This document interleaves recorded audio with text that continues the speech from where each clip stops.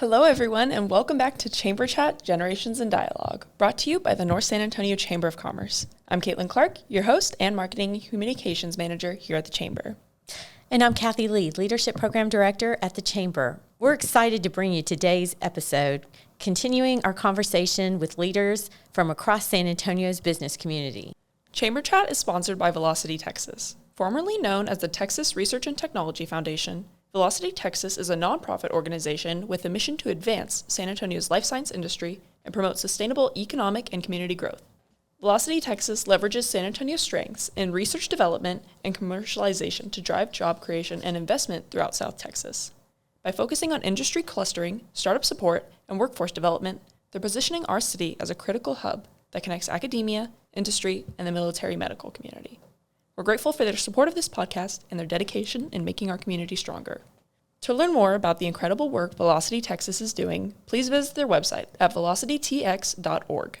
Thank you to Velocity Texas for being a title sponsor of this podcast and championing sustainable growth in our region. I'm so excited to introduce you to today's special guest, Dina Boley. She is the Vice President of Public Affairs at Cavender Auto Group. Dina brings a wealth of experience from her 12 years of active duty service and 4 years as a civilian within the U.S. Army, where she focused on strategic planning, media relations, government relations, and public policy. Dina leads community engagement efforts and attends key events. Her career has taken her across the U.S., Europe, and Iraq, serving in leadership roles such as Chief of Community Relations and Protocol Officer for senior military commands. Dina is also deeply involved in volunteer work, serving on the Board of Directors for Operation Comfort and the Military Affairs Committee. She holds a Master's of Science in Physical Education and Health from Canisius College and is a decorated Army veteran, having received the Bronze Star and the Meritorious Service Medal. All right, Dina, thank you so much for joining us today. Thank you so much. I'm thrilled to be here with you both. All right, so let's start off with your background. You've transitioned from a military career to the business world, and that's pretty challenging. What advice do you have for veterans who are looking to make that shift? So I think the biggest thing is that, you transition at any point in your career. I was with the government for 16 years and made this transition, and everybody, has questioned it as to why are you leaving? And I think, we are in the military or we're working as a civilian, and we don't necessarily see or want to broaden ourselves. And I became to a point in my career where I wanted to broaden myself. I wanted to move out into the community, move into the business aspect of it, to the civilian companies. And, I think I've had a lot of good lead up along the way. Truly, to be honest with you, I give that credit to the military, because I think that if you are going to make that transition, the military has so many resources to help you out, even in terms of, getting you set up for success to move out into that world. And over my career, I've never had the thought that I would leave the military or leave the military civilian life, but I did set myself up with doing different OJTs or taking care of the resources that were offered to me throughout the military, even something as simple as resume writing or LinkedIn profiling or whatnot. And I utilized them so that when it came time that if I ever wanted to go, I was ready, I was prepared, and I was ready to get out there. Well, and first of all, Dina, I want to say thank you for your service. Thank you. And so our next question would be, at Cavender Auto Group, you lead community engagement efforts. So you have many different events that you organize, you attend, all the way up to Rockwall, Texas. So how do you approach building meaningful connections between Cavender and the local community? I think that comes down to a couple of different things. You have to be a people person. I always say, I absolutely love people. I love what I do. I love my job. I love Cavender. It's a great company, from the leadership all the way down. And so I think when you have those aspects and then you're immersing yourself out into the local population, local community, you really have to know and understand people. You have to really get to know them. And I take a lot of time doing that, right? And there's a difference. You can go out there and you could just say, hi, I'm here to do XYZ, and I know you need this, and we can partner and it can be done. But I really like to get to know the people that I work with. I create meaningful relationships. I think that's what really makes the community involvement and with each other, right? I mean, it's important to know people. It's important to know what their business is and what we're out there for. So Exactly. And we definitely appreciate you getting involved, especially in the chamber. And love the chambers. Love chambers. And we love having you as a chamber. So thank you for your membership investment. Yes, absolutely. As the business landscape continues to evolve, what trends do you foresee shaping the future of public affairs and community engagement? So, obviously we're here in San Antonio, which is the 7th largest city currently right now. And if you were at State of the Region the other day, there was comments made that we're moving on probably in the next 10 years or so to be the 6th largest city with over 1 million people coming in. And so, San Antonio is very unique, especially with community involvement and public affairs. Because, we're not just San Antonio, we're also Military City, USA. So I don't think the community involvement, our relationships, engagement, however you want to describe it, is going to change at all. If anything, it's just going to continue to grow. We have the military here. We have all branches of service here. That's not going to change, or I hope it's not going to change. And then, just the city per se, you have so many events that take place that are staple that have been going on for years and years and years to come. And those are just going to keep growing. And so I don't see anything changing. If anything, it's just getting bigger and better. Oh, yeah, and I'm really excited about that. I think we're also becoming more of a cybersecurity city. Am I correct on that? I think so. I think a little bit. Yeah. I think we have a lot of things here, actually. If you look across the board and you see the different businesses and here, I mean, it's amazing, the headquarters and different big groups and organizations that actually base here out of San Antonio. If not headquartered out of here and they base out of here, I mean, huge. Oh, yeah. We're growing, definitely. All right. Finally, what are some initiatives or goals that you're excited to lead at Cavender Auto Group in the upcoming year? Well, I have quite a few things that I'm excited about. Certain things I can mention and certain things I can't yet. So that doesn't change from the military to corporation.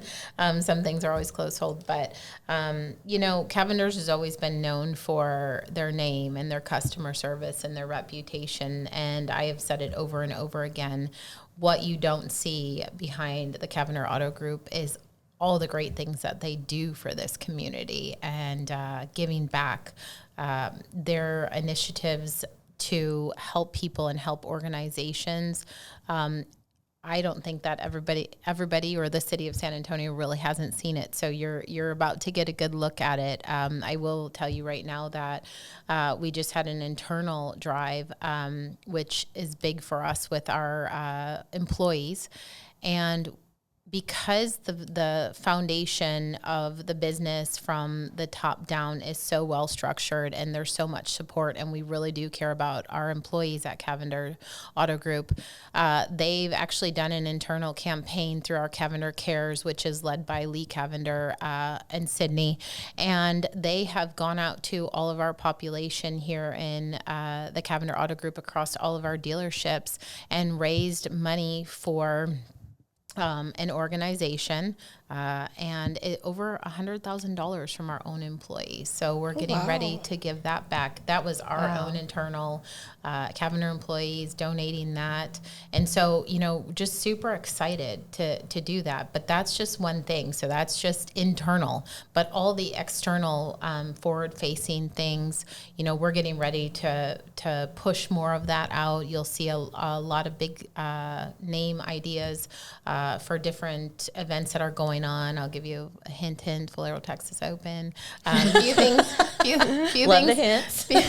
few things like that. But then, also we're also moving into the world of the automotive industry is quite unique. I knew nothing about it when I joined Cavender Auto Group, and I still like to joke that I don't know much more about it, but I am learning. And the one thing is that it doesn't matter if it's Cavender Auto Group or it's an auto dealership. There are so many different aspects to this, and Cavender Auto Group does a great job at being able to portray all these different roles and I would say areas of expertise in there.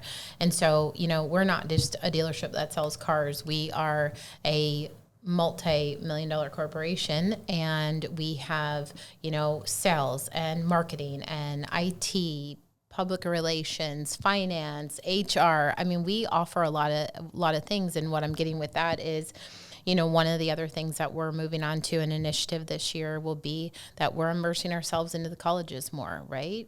And I think that's going to be a really neat program that you'll see.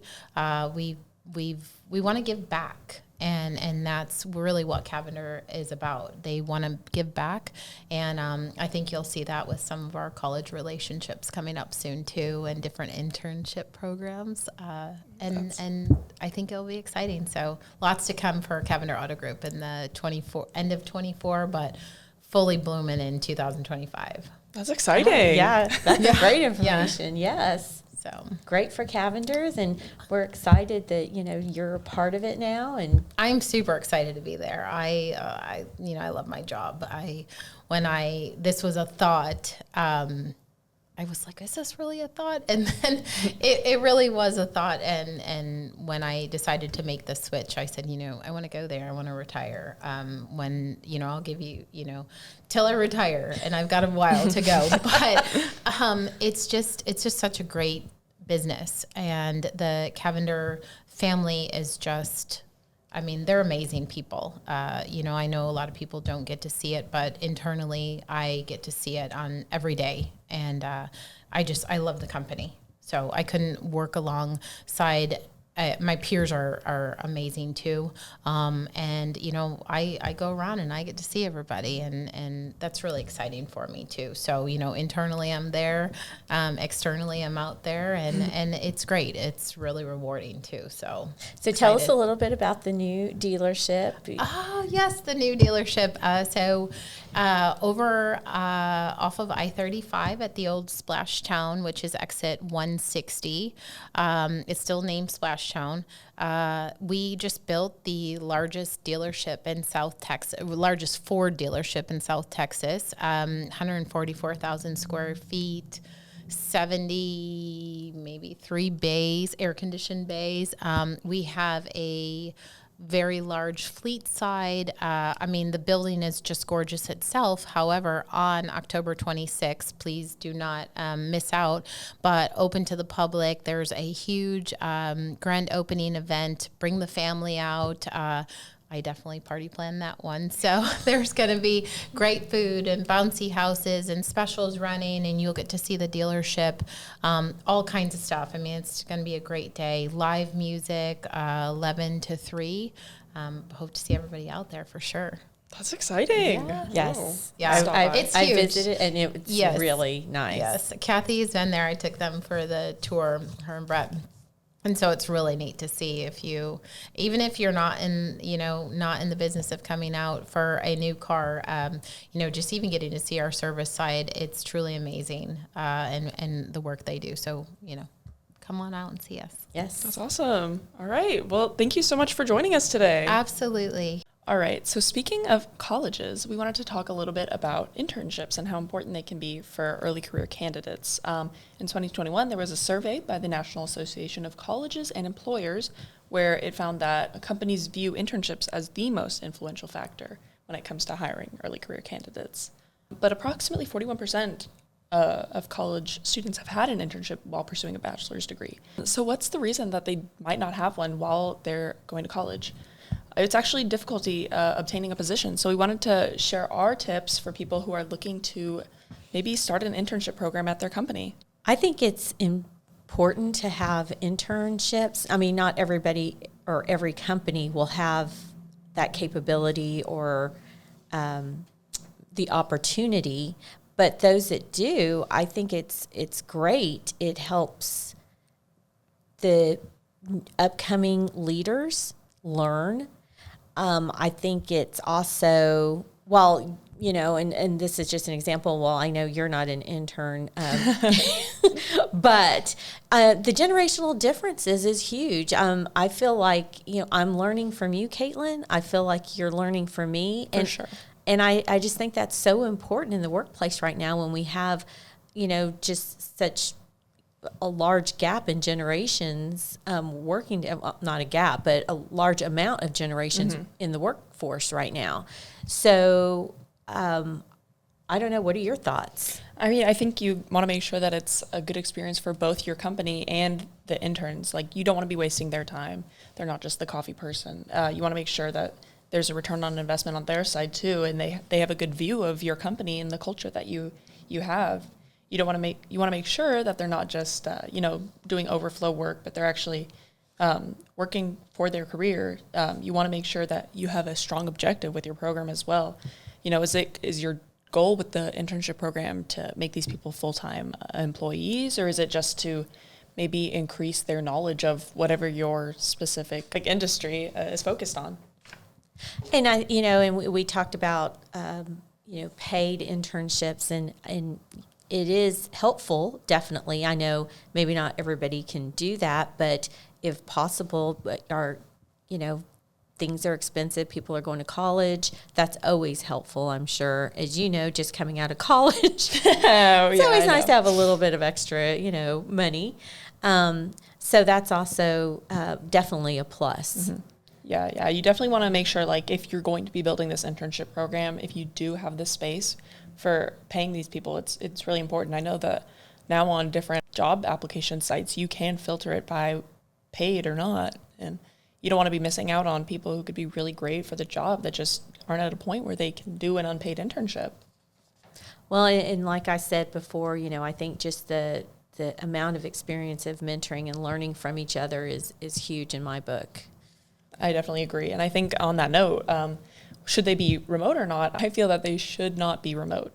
I think if you really want to learn about companies' culture, I know the idea that people have of Gen Z is that they wouldn't be the best in the workplace due to how hard they work.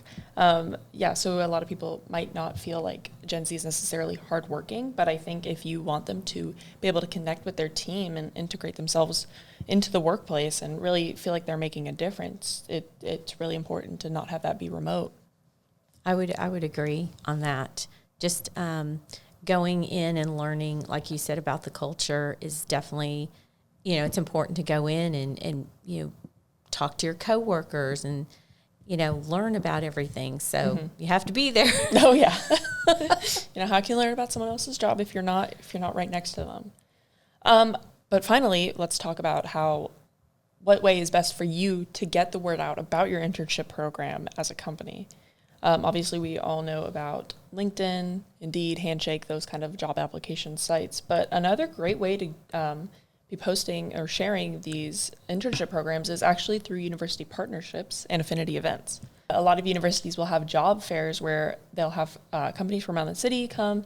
You can talk a little bit with a lot of these students, have them write down their name, email, and just reach out when you are at a point where you think an internship would benefit them. Wow, that's a lot of great information.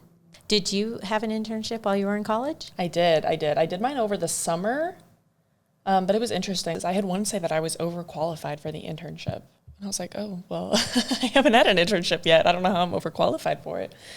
So I think it's really hard to be able to find an internship that fits your niche interests, fits your schedule with school, fits your pay if that's what you're looking for. So I think it's really important to just have as many internship opportunities in the workforce as possible so that more students can get out there and get that experience. I didn't really have the opportunity. I was actually working full-time and going to school in the evening, so it was a little bit hard. So, but if I would have had the opportunity, I think it I would have definitely done that. Oh yeah, mine was super fun. It was really hands-on. And then after I did my summer one, I went back up to school and I did it remote, which was a little bit harder, especially since I'd already done it in office. But I mean, it was really useful and it was great on my resume. Exactly. All right. Well, thank you to all of our listeners for tuning into this episode of Chamber Chat Generations in Dialogue. Make sure to follow us on social media at North SA Chamber and subscribe to stay updated on our upcoming episodes and chamber events. And don't forget to check out our sponsor, Velocity Texas, for their continued support of the business community here in San Antonio. Thanks for joining us, everyone. We'll see you at our next chamber event.